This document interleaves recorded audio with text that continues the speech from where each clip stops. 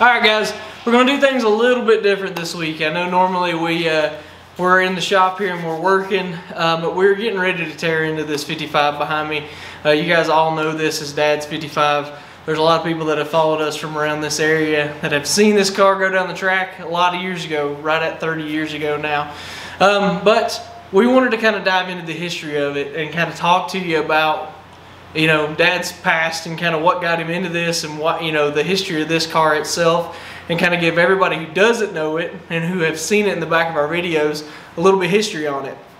Now, through this deal, over the past year we've been doing this YouTube channel, you've seen a lot of me, but we're going to try our best to pry Dad in front of the camera a little bit over the next over this next project. So this is going to be the beginnings of that. So nobody better to tell you the history on this car right here than this guy.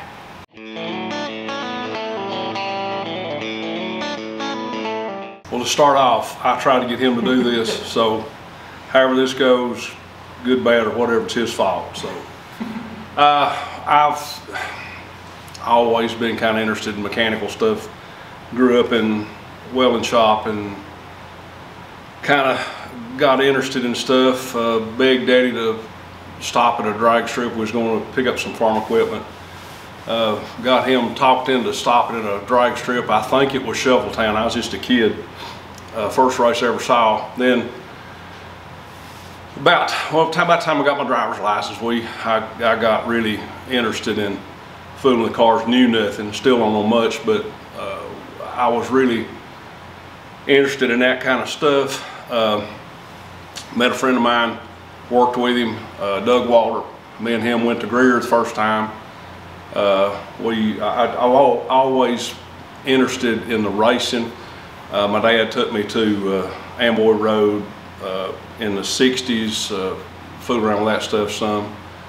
My dad never was really interested in a car. He would rather farm, and he welded and stuff. Anyway, I guess that's where the interest came from. I've always been kind of, always in the back of my mind, I always want to go drag racing ever since early on. Never could. Had a Ford truck, and I broke it so much on the street I was about to try to take it down there and break it and have to walk home. So we kind of worked around. Got married way over my head. She was willing to help me do this stuff. And about the time she got pregnant with our daughter, we found an old Nova.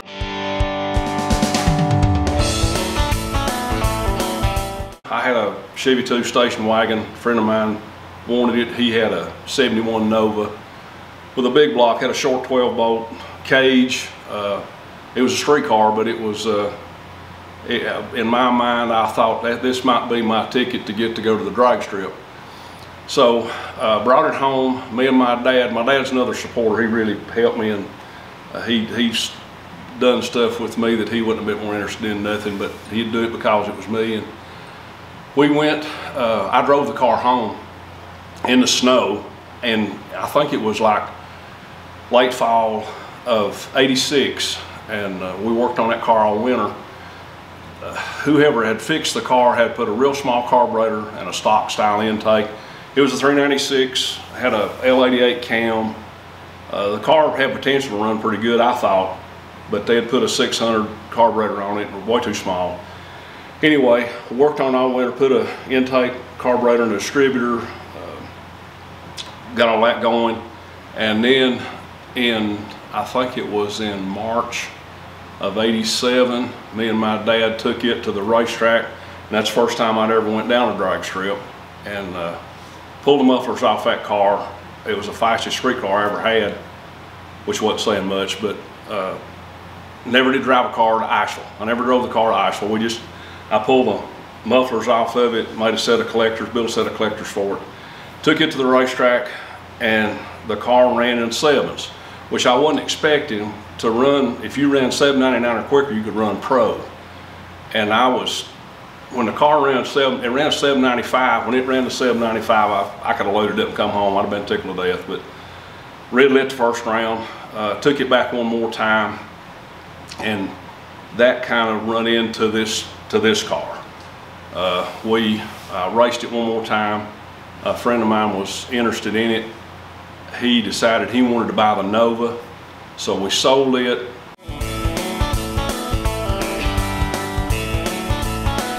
And I always wanted a 55 Chevrolet. I think we mentioned this before when we used to go down Amboy Road. Jack Ingram had an old 55 Chevrolet, and I can still see him running that car, and I always loved 55 Chevrolets. Couldn't tell my dad because he hated Chevrolets, and so anyway.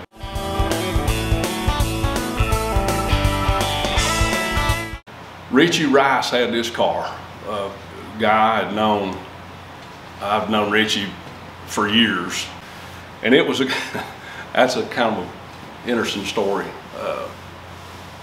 I told Richie what I was going to do. I lied to Richie, but I didn't intentionally lie. My intentions were to do exactly what I told him we was going to do. But I was going to put a small block in it and a 4-speed and drive it on the street. And that was my intentions. Well, that was the reason I wanted to talk about the Nova. The Nova, after we took it to Greer, I was less interested in street cars. I just never did have the interest in a street car that I did when I ran that Nova. It kind of woke me up to, I really wanted to race.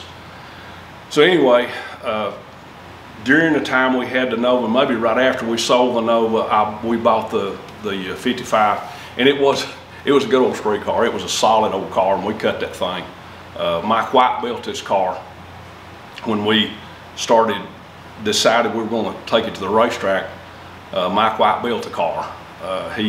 We took it out there.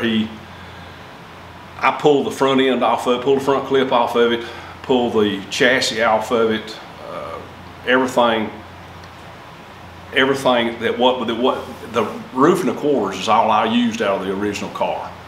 And Richie did not like it. And I mean, me and Richie got along good, but you could tell, he come over here a few times after that, and every time he'd come, you could see the hackles raised up on the back of his neck. He just did not like what I'd done to that car.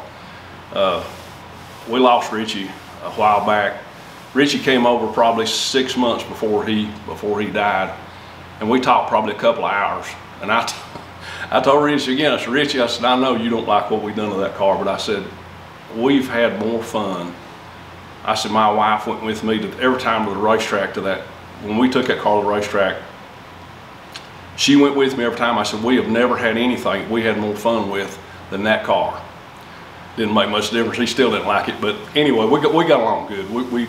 He didn't like what I'd done to the car, but we ended up getting along real good.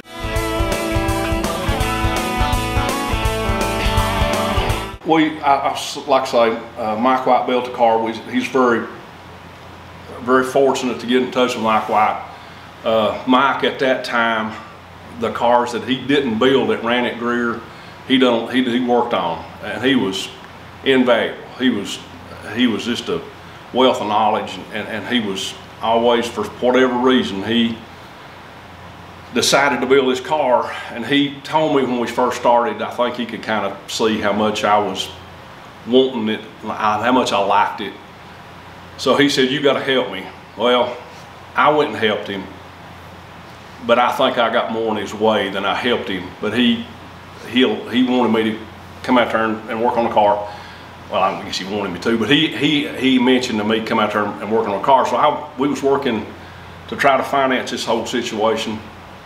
Me and Gene were working 10-hour days. I'd go in at 5 in the morning, get off at 3 in the evening. I'd sleep till 5 o'clock when Mike started to work on this car, and we'd go out there and work till about midnight and do it all again the next day. And we did that for a while. This was in '88, starting early in '88. He got the chassis put together, and he'd send it home with me, and I'd paint it. We got the body stood up out in front of the shop here, and another friend of mine, Phil Kelly, helped me paint the inside of the body and kind of got it situated.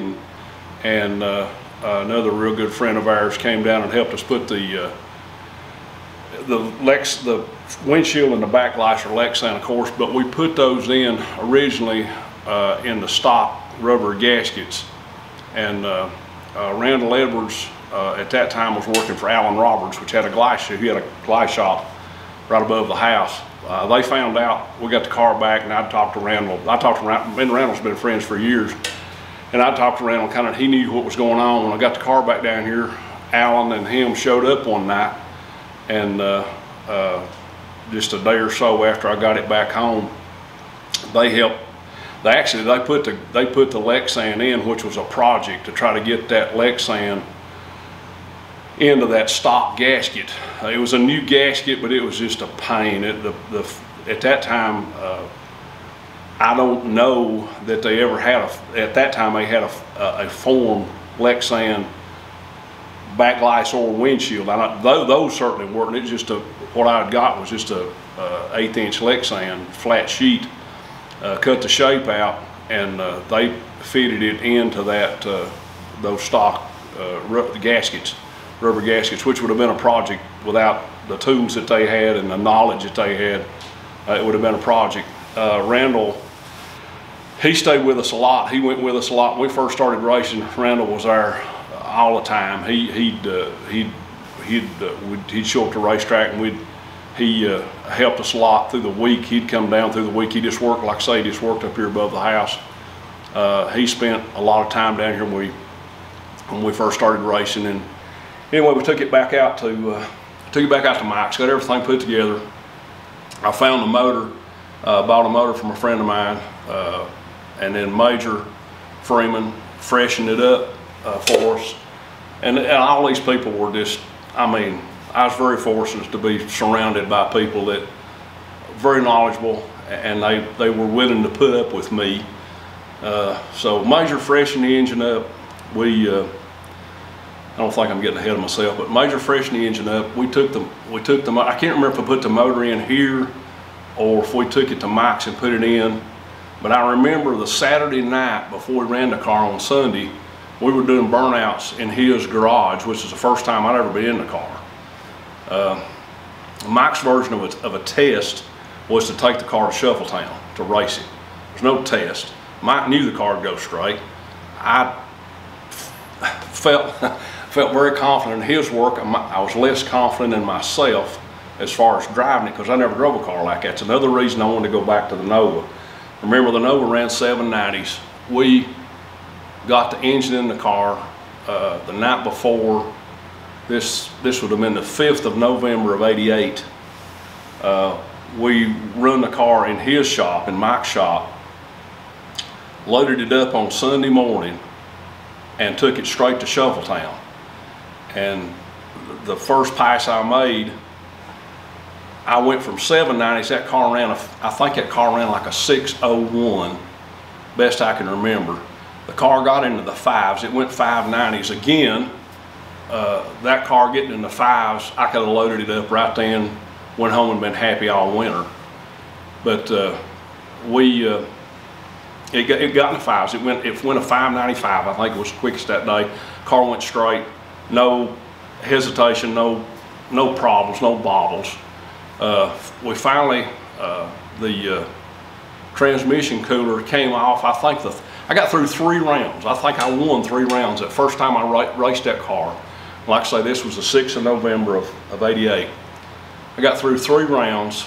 They gave me $30 when we left, and I still got the first $10 bill they gave me.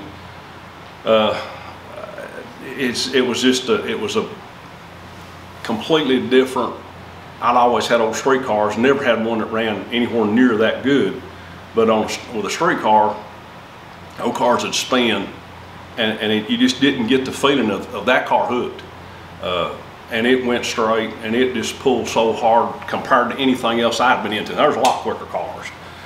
But at that time, that was the quickest that I had been by about 2 seconds. And 2 seconds don't sound like much if you've never raced, but 2 seconds was miles to me. Anyway, we got the car back home. I put another transmission cooler on it, and Mike went with me. When we went to Shuffletown the first time, Mike coached me and told me things that I didn't even think about going down there, and he was so familiar with it. You couldn't ask for anybody to be any better to help me with. There's a bunch of people I'll probably leave out, but Brian Ramsey, I didn't even have a trailer to haul the car on. He had a rollback. We hauled the car everywhere on his rollback, and he hauled it to Shuffletown, and back home, and we worked together a lot. We've been together for years, know each other for years. And anyway, I got the car back after the deal at Shuffletown, the 6th of November.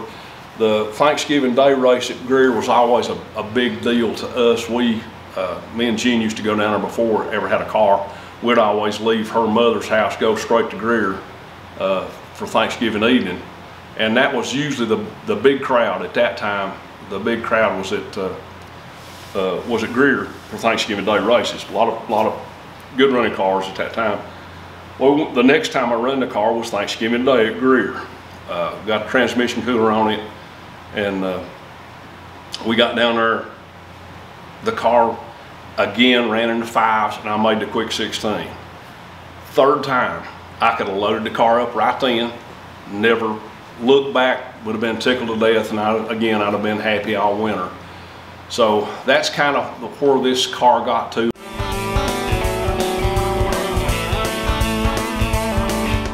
In 89 or 90, early 90s, I'd known Fred Whitaker since the 70s. Fred, I taught Fred into painting the car. And Fred, again, it's just another one of them people that you just very fortunate to get hooked up with. Fred was really good at body work.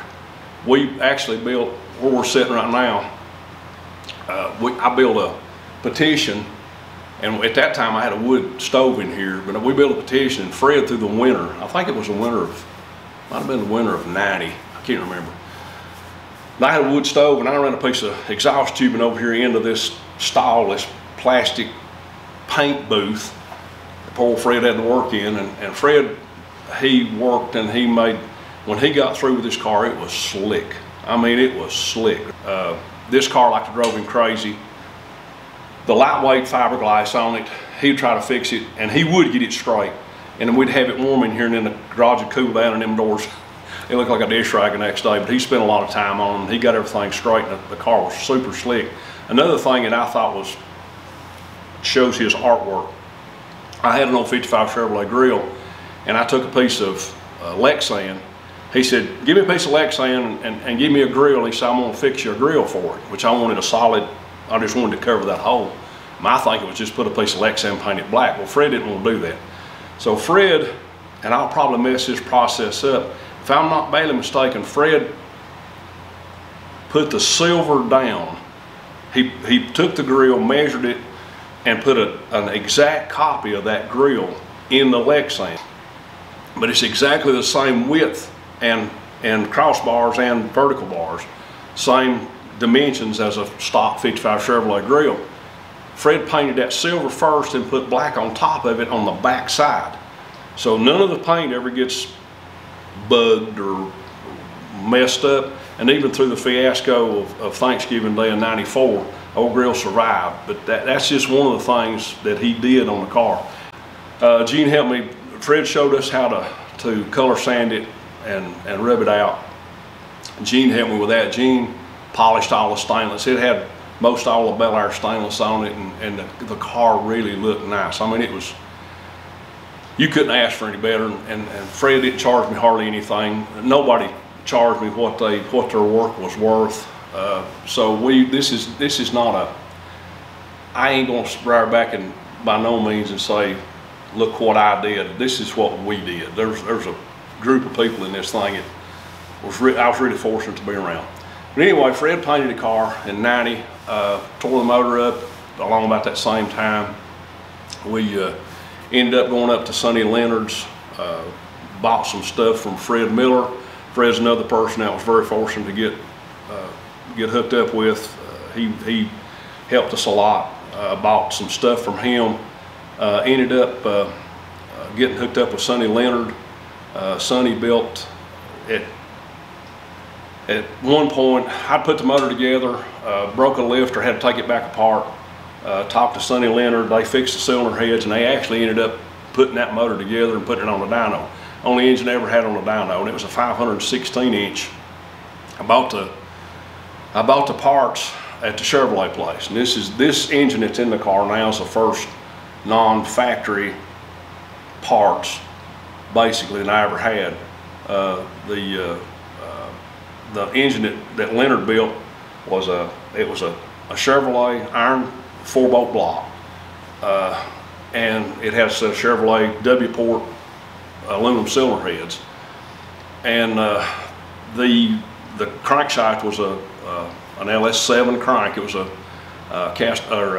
steel crank, Ford steel crank, and that was what was in the motor when the last passage that on this last video that we put up over it. That was the motor it was in. It's 516 inches. According to Leonard's dyno, it made 875 horsepower. That was with two 750s. I ended up buying two 1050s, which they recommended. Picked the car up a 10th and a half. Car would run 550s. It occasionally dip into the 40s. Real good conditions.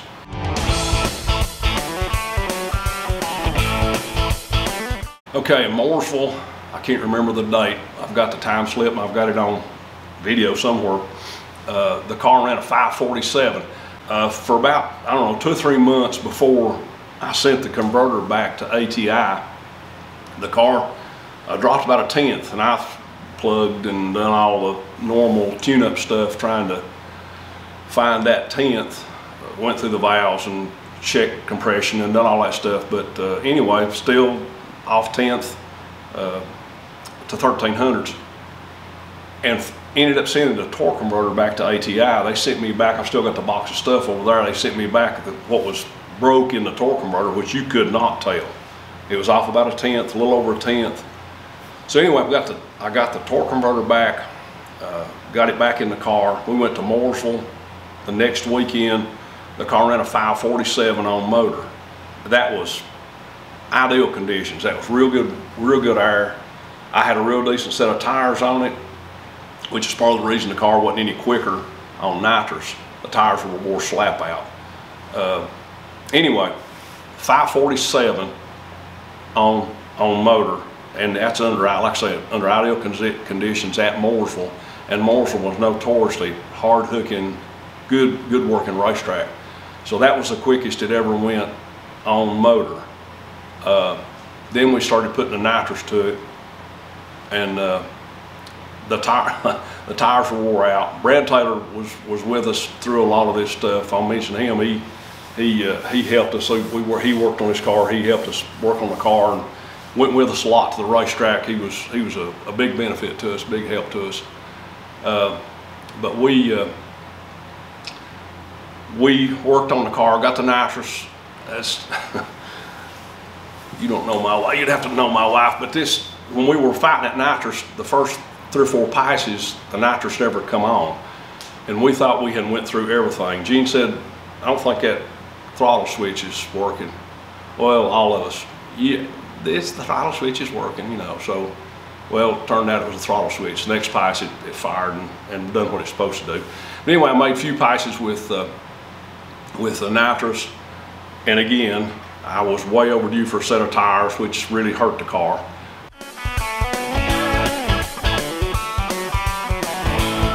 So that puts us up to Thanksgiving Day of '94, which is the last pass that was shown on the video that we put up.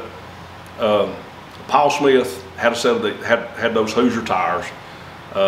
Paul told me, he said, "Those cars don't work good on my car."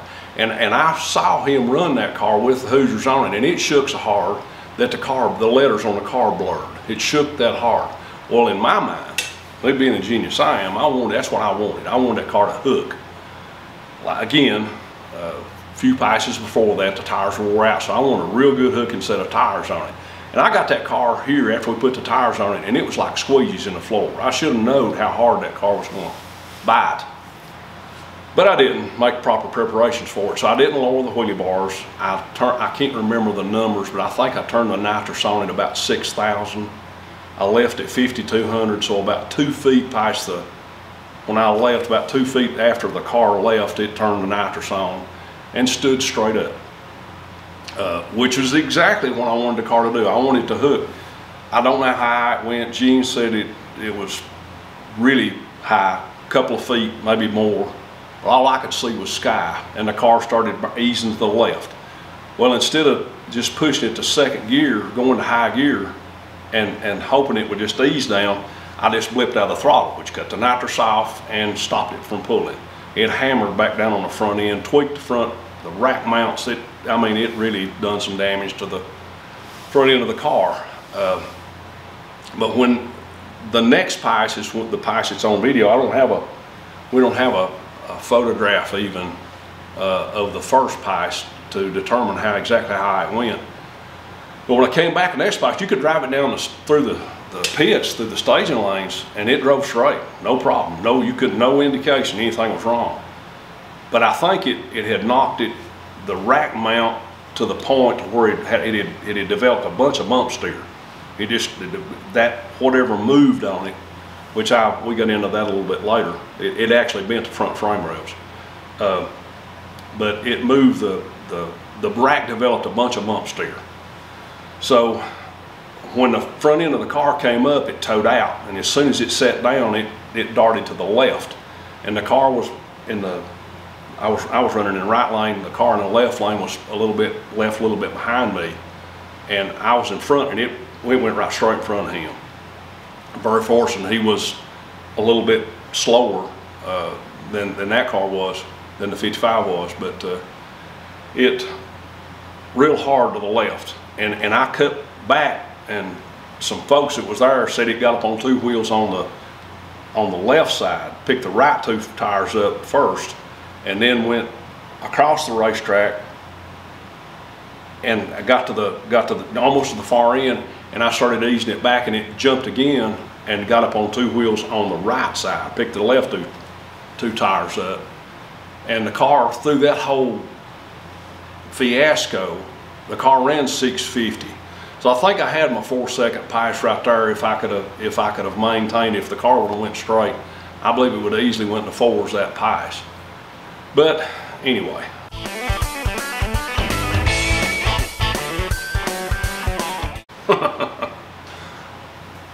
Well, life kind of takes its own way of doing things. I pretty much figured that we were going to have to stop. Jake was 4 weeks old the day that deal happened, and we had pretty much decided that we were going to try not to starve us to death by going to the racetrack, which at that point I'd figured out that racing was in my position anyway, was never a very profitable deal. But anyway, we decided we was going to quit, so took the car. I did straighten the frame rails. David Barr wanted to buy the motor. He bought the motor. I think he bought the trailer. We sold a bunch of stuff to try to get back to where we were kind of living. I mean, we wasn't starving. I'm not poor mouthing by no means, but this is what we felt like we needed to do at that time.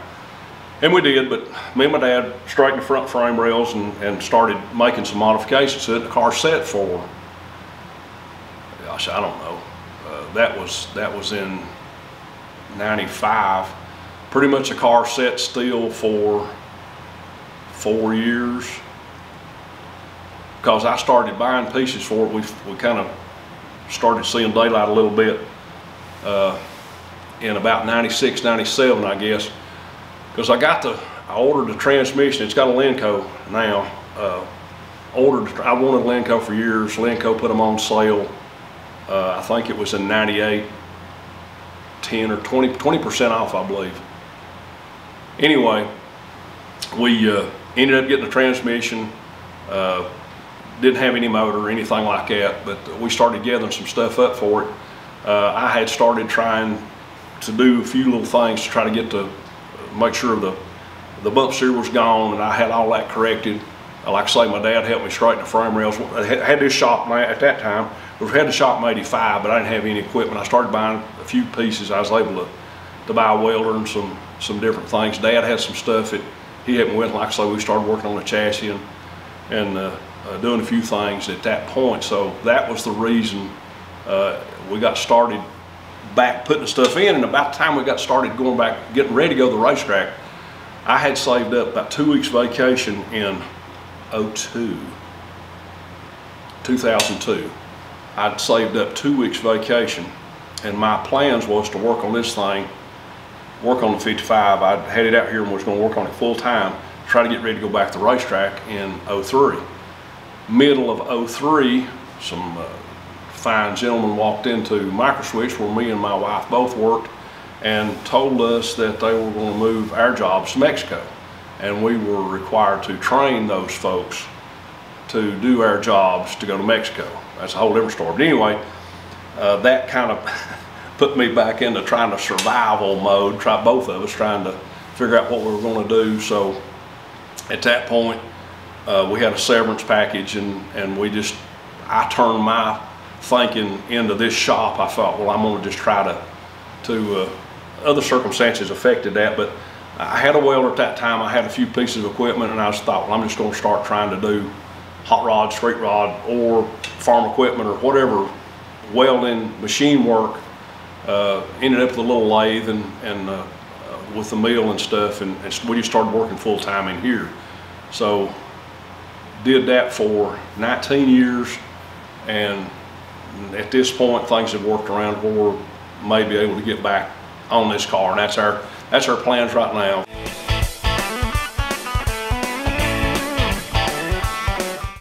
Well, I've always been interested in, I was more interested in making the car work as best I could, and I always was more interested in the test side, trying things. Project X was always one of my favorite cars. The way they change stuff around and try to peak it, that's what I want to do this thing. It won't be a competitive bracket car. I won't have a delay box. I won't have any electronic stuff like that. I'm going to try just to drive the car. And it's not going to be quick enough to run any kind of top series. The classic gear jammers won't let me drive it because it's a Lenco. So I'll be kind of limited on how much I could actually compete with the car, but the competition is, to me, is just kind of proving or disproving the theories that I've got. There's a lot of things, and we'll get into that when we start working on the car. I'll show you. We'll talk about what we're going to try. The transmission again is a 4-speed CS1 Lenco. Ended up getting a clutch from a guy named Bob Sanders at Titan Engineering. I had a discussion with him. He's very interesting. He's pointed out a few things that I might want to try, that he suggested that I try. He seemed very knowledgeable, but there's a lot of things I want to try. Low drag seals. We was fortunate. Jake started this YouTube deal, and it's been an interesting deal. We got to go some places I never expected to go. One of the things we got to do in 2023, we went to Drag Week, Hard Drag Week. They were in Bristol in 23. Talked to Keith Turk. Keith, I saw him on videos, and never imagined being able to talk to him. He talked to us just like he'd known us for years. I spoke to him about the low drag bearings, and I'd heard him mention stuff about wheel bearings. And this is probably boring to you folks, but this is stuff that I really enjoy. Talked to him about low drag seals and wheel bearing maintenance and stuff like that. And he said, he told me I was working on the wrong side of the decimal point. Well, I didn't tell him, and this is a whole lot more motor than I've ever had, and the transmission, the gear, and everything is. I had worked on the other side to begin with, and I failed to tell him that. But anyway, there's a lot of neat stuff, and there's a lot of stuff like that that I really want to try. I want to try maybe different gear ratios, different oils, lubricants. There's a lot of things that I want to try on this thing. There's a lot of ideas that I've had for a long time, and I want to try. The motor's considerably more than I've ever had. It's a Callie's crank. It's an aftermarket block. It's a big M, dark big M block. It's a real big bore, 4-inch stroke, 454 stroke. Like I said, it's 522 cubic inches. I bought the reciprocating assembly. I got Ryan Morrison to sell me a reciprocating assembly, which was an internally balanced crank, Bill Miller aluminum rods, a set of Ross pistons. At one point, I made several calls when I was talking to him about this deal. At one point, I called down there And David Ryer answered the phone, which another would have never thought I would have never been able to talk to him. He was another person that talked to me just like he'd known me for years. I told him what I was going to try to do, which basically, short story, I want to make this a low torque, fairly high, and compared with what I've had before, fairly high RPM engine. I want it to pull mid-range to the top end. I want to try to knock some of the torque off to make it hook and then make it pull real hard on the top. That's my thinking. Told David this, told him about the cylinder heads. Brad Taylor ported these cylinder heads. They're W-port cylinder heads, and that's the weak link, not Brad's work. I'm talking about just the cylinder heads in general. Those cylinder heads are so much better stuff now, but this is what we got, and I'm not going to try not to starve to death or go broke doing this, so we're going to stick with these cylinder heads and see if we can make them work. Brad's done some excellent work to them. They've been angle milled. He's ported them out the roof, and I mean, he's really done some good work to them, so we're going to see if we can make those things work. Anyway, I told David what my plans were, what I was trying to do, and I said, will the motor run? He said, are you sure you want to do that? He said, are you sure you want to do that? And I said, well, I don't know. I said, you know more about engines than I do. I said, you tell me, do I want to do this? And he said, I said, will it not run? He said, oh, it'll run. He said, it'll run good, but he said, you'll have to put valve springs in that thing every 100 passes. And I said, well, I'm going to drive this thing to the grocery store. This is kind of what I want after. He said, well, I think that'll work just fine. So that gave me a little bit of an insurance. But stuff like that's what I want to try. This is what interests me, and Jake's been willing to put up with my crap. He's told me a million times that nobody would work for me but him. So I guess he's stuck with me for a year at least. So anyway, that's kind of our plans for the car at this point. We'll go into a little bit more detail as the car progresses. All right, guys, that's going to do us. That's the plan. That's the history. That's everything that we can think of. There's probably people that we missed, and if we did, we're really sorry. But we try and remember and bring everybody into it best we can. So 2024 is the year of the 55. This car is the whole reason that I ever decided to start a YouTube channel. We've been working for, you know, almost like I said, it's 30 years since this car's been on the track the last time, that we've been working toward it a little bit in little bitty pieces for all those years. And I knew that if we had something like this and a place to show you guys what we were doing, that it would incentivize us and push us to get to this point. And it took us a whole year to get there, and we've had over 1,400 people subscribe with just the work that we were doing leading up to this. And I tell you, I think that this is really going to take us to the next level, and we really, really hope that you guys enjoy it. And if not, I don't know what to tell you. I hope you do. I hope you do, because we're really excited to do it. So if not, we'll see you guys next week, and I think that'll probably be the first video of us actually tearing into this car, tearing it down. We'll show you some of the work that he's done since the point that after the last pass, some of the work that he's done between the last pass and now, and then kind of give you the game plan, because we've got to get a game plan together ourselves on how to finish this thing out and hopefully take it to the racetrack this year, if at all possible. Thank you guys for joining. We'll see you next week.